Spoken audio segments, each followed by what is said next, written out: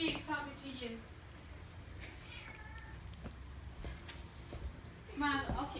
My name is krystalline Napier, and this is my informative speech.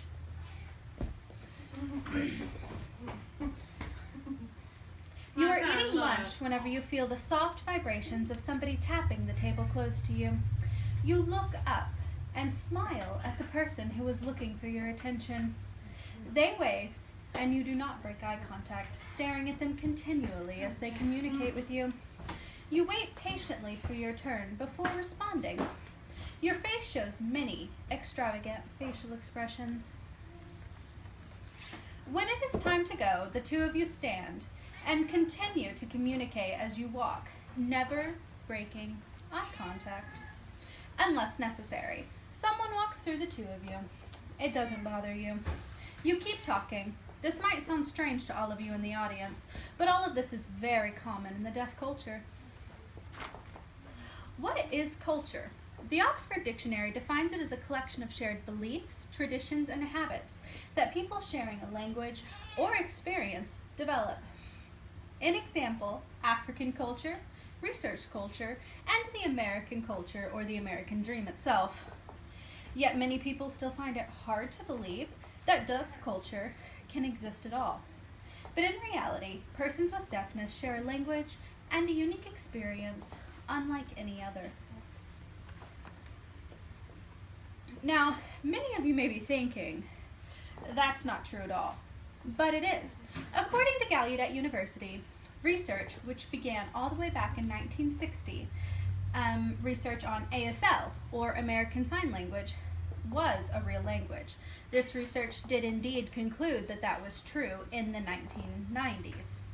They successfully showed that ASL did indeed have its own grammatical and linguistic structure, making it a real language.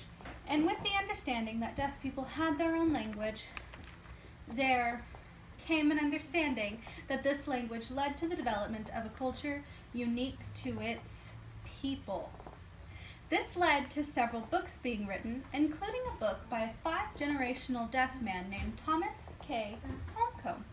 5-generational deaf means that Mr. Holcomb's family has been deaf for 5 generations back, meaning they lived the research which decided that ASL was indeed a language and lived the understanding of their culture. In Mr. Holcomb's book, An Introduction to American Deaf Culture, he lists off and studies the traditions of the culture and how it responds to the hearing world. Some examples of deaf culture include things known as deaf time, the long goodbye, good excuse lateness, deaf clubs, and deaf-friendly spaces. Deaf people also prefer to have eye contact with the people that they are communicating with, no matter what. If you look away, you are saying that they are no longer important, even if it's only just to glance at your phone for a moment. They will become offended.